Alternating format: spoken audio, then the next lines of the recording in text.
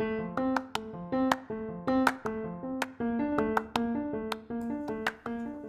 right, welcome everyone to Mentor Moments. This podcast is hosted by Maryville University's Rehabilitation Counseling students and the Missouri Rehab Association Eastern Chapter. I am Dr. Michael Keener, one of the hosts, here with Brayton Wooters, one of our current students. Brayton?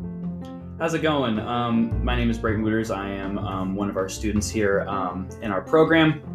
Really, the vision and the goal behind this podcast is to allow students and those in the profession of rehabilitation counseling or counseling in general, just to get a better idea of what the field looks like, what the profession looks like out in the real world, and also just to get advice from those who have been in the field, that have been doing this career for a while, and just learn more. We look forward to interacting with you on a fairly regular basis, so please keep tuning in. Our number one value is dignity, and that just so parallels inclusion efforts, right? So to be treated with dignity and respect, and that to be the first value that we treat coworkers and patients with, it just seems to align. So when I start working on these efforts, it's really embraced, right? Because it all boils down to dignity. On this episode of Mentor Moments, we are welcoming Marisa Hiatt to the show. Marisa is the Disability Inclusion Operations Manager at Mercy Hospital.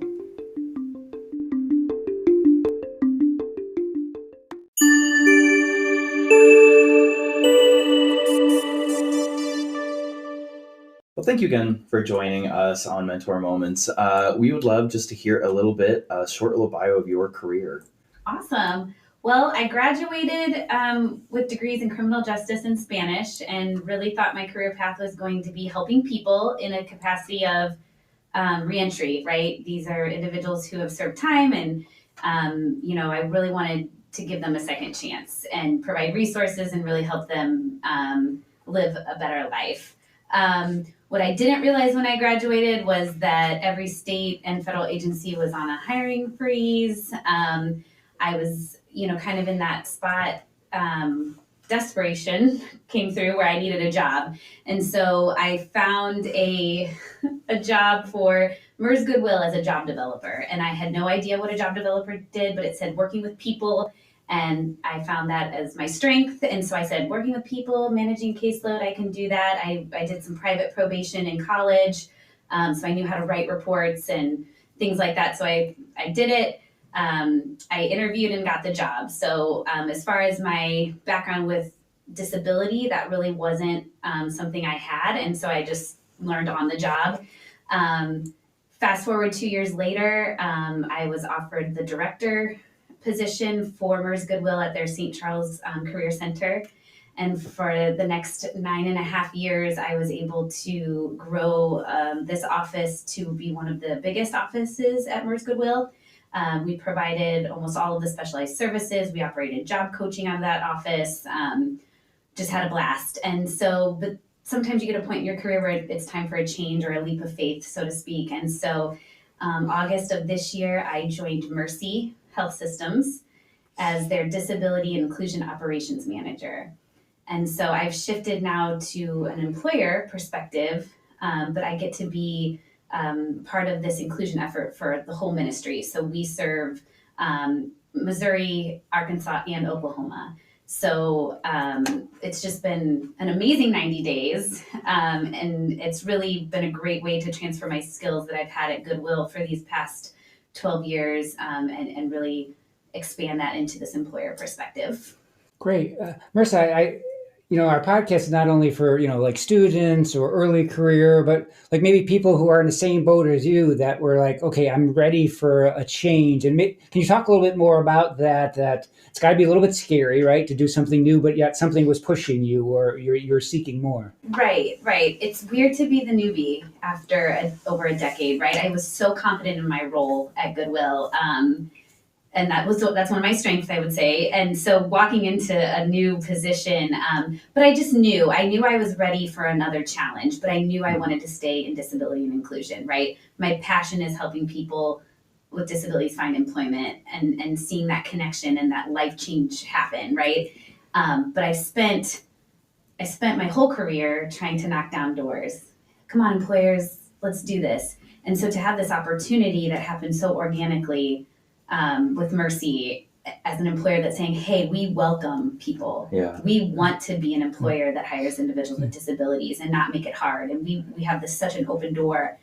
It's been amazing. Right, yeah, that's just natural, that progression. And your analogy of saying knock down the doors. Well, now you open the door, right? Yeah. Right, so. It's amazing. It's just, it's such a different feeling. I was going to ask, is there anything that you've learned being like on the other end of that spectrum, being on the employer side, that you didn't expect? Absolutely. So I think because Mercy is doing things kind of innovative, having a role like mine, but it is a big ministry. It's a big organization. And so we still have room for growth, and there's still people that need education, and there's still barriers to knock down. So it's not that I'm walking into like, oh, hey, we're going to do all these things, right? I still have so much to educate and learn and develop and grow. And I guess I didn't realize maybe how much, of that with job security, I guess, right? Yeah. I mean, well, we just see it in your face too, how excited you are about this, and sort of, again, maybe that's one of your strengths, is the creativity or the willingness.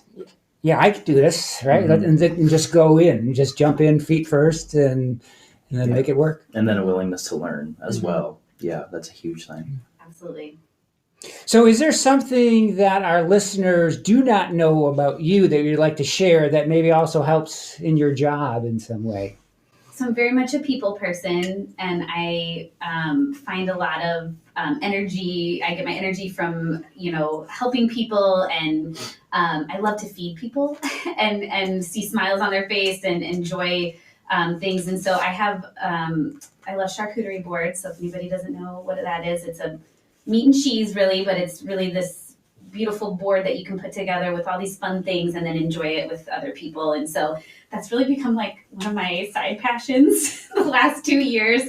My best friend gifted me an epic board. It's gigantic, and I have people over all the time. I even had a board for the MRA board meeting.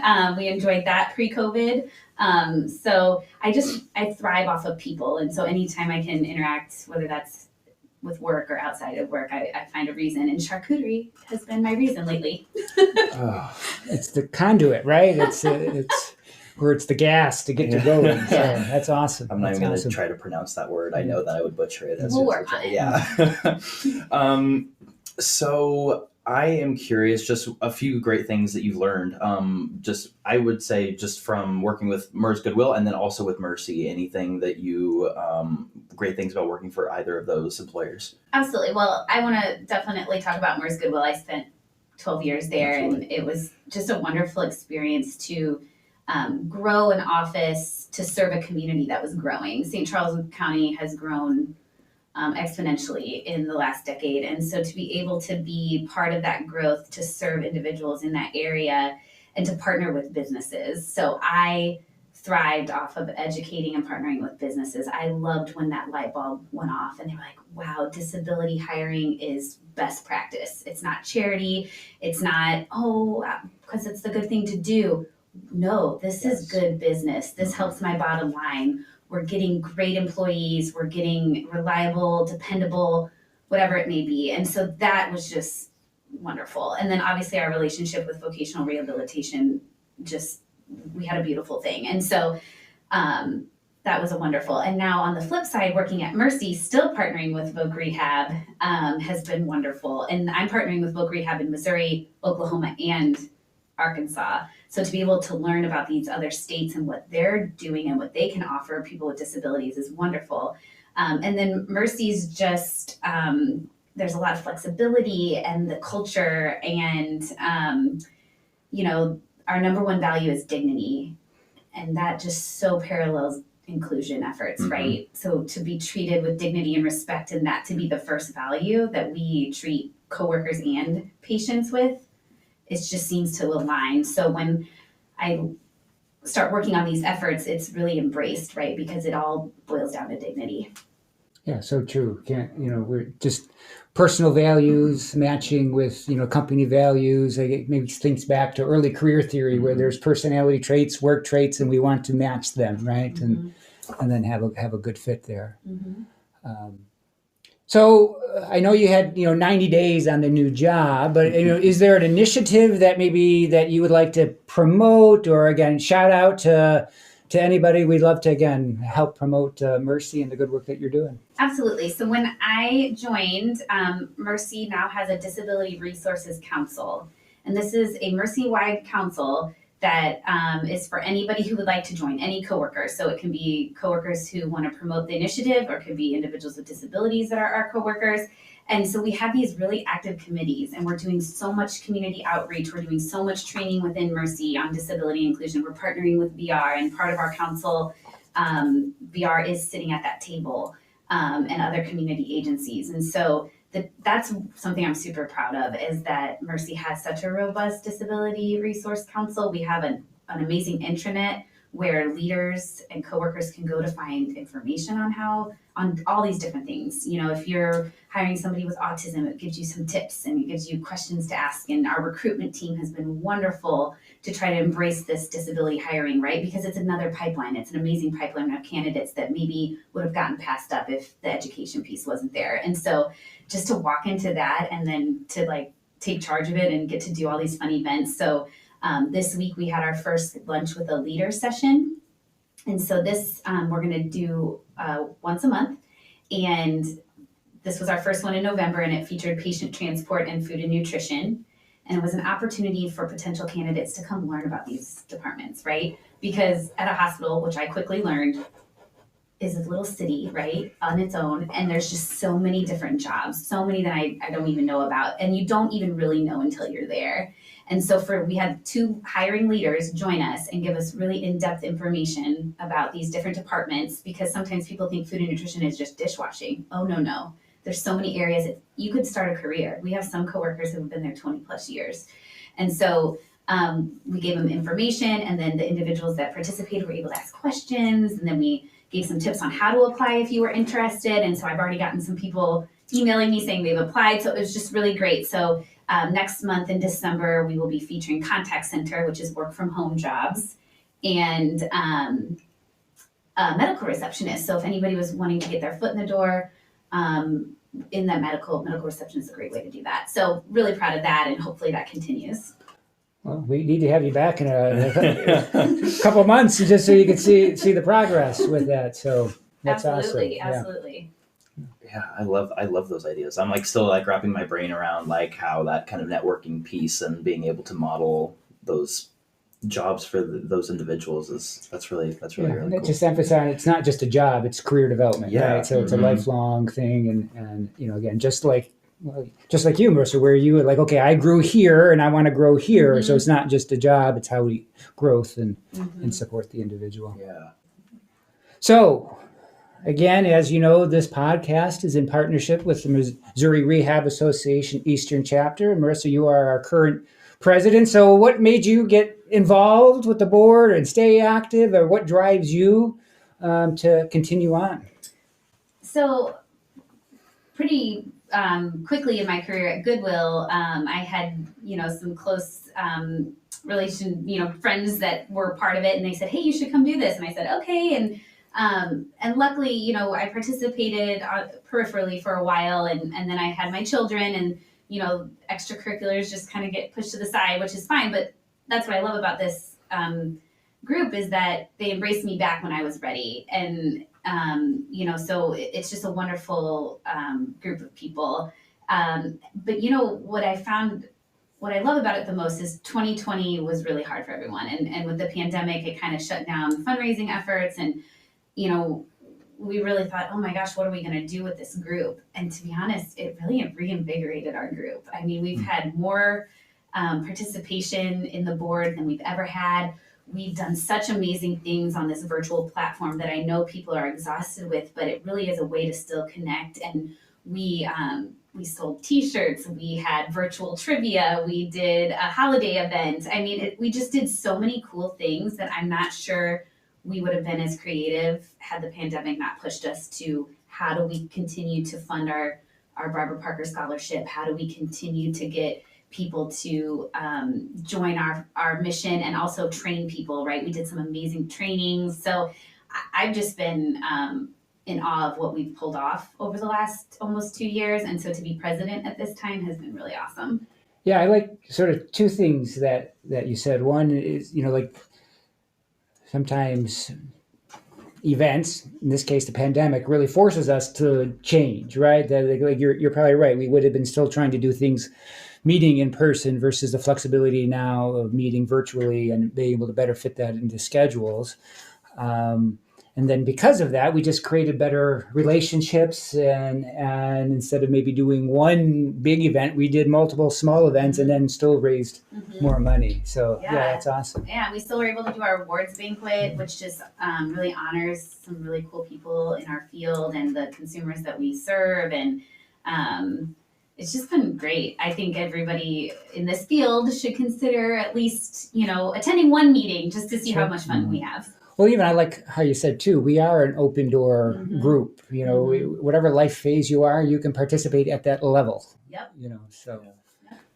I'm also curious, like as a professional, like how has being able to network with all of these individuals and like, cause we with how rehabilitation counseling is such a broad field, like for you, how has that affected your ability to practice? Like, well, it broadens your network, right? So like you get pretty comfortable in the people that you want to reach out to, but this group really can kind of, say, oh, hey, I didn't think about that, right? Yeah. Or, just the connection with Maryville and the connection with the graduates, right? That's been really cool. So to have more young people join us would be great, because that's where the ideas come. And we want to be a group that people want to join. And these events, I think we need people to, what would you guys like to do? Because trivia has always been great, but now we've done so many other different things, and we're still waiting for bowling. Yes, we're going to do a bowling one of these days. We literally planned it, and then the pandemic hit. So it's just nice to meet different people. I think sometimes we get kind of stuck in our own little world. Sure. And I could see how that would even apply to your position at Mercy. Like what would my clients like? What would be the easiest way to connect my clients as well? I see how that would transition over. Yeah, it's a great group to be a part of. So that's my shout out. Join MRA. Awesome. Oh, yeah, you're already in there. All right. Well, to kind of wrap it up, we want to open up the floor for you and just give you the opportunity to share your mentor moment with our listeners. Awesome. So I think for me, obviously being part of an agency that helps individuals find jobs and now being part of an employer and then working closely with counselors, I think it's just super important for people, wherever you go with that, understanding your counterparts. What does a counselor do? What does that life look like? What does an agency have to go through? And what's an employer's perspective? Because until you know all of those things, you really aren't going to be as effective as you probably want to be, right? And so I have such respect for VR and what they have to do and the agency side of things. And so now as an employer, I understand that, and I can bring so much more dynamic to our efforts, right? So I have these different perspectives and I can come to the table. And so I just really encourage people to look at everything and to learn everything. And when you're in your practicum and your internship, do it at different places, do it in different areas. And if your long-term goal is to be a vocational counselor, awesome, but just have as many experience before you get there, because you are going to be interacting with all these people, and it's just going to give you the tools you need in your toolbox. Marisa, thank you so much. It's been a pleasure to have you. Thank you.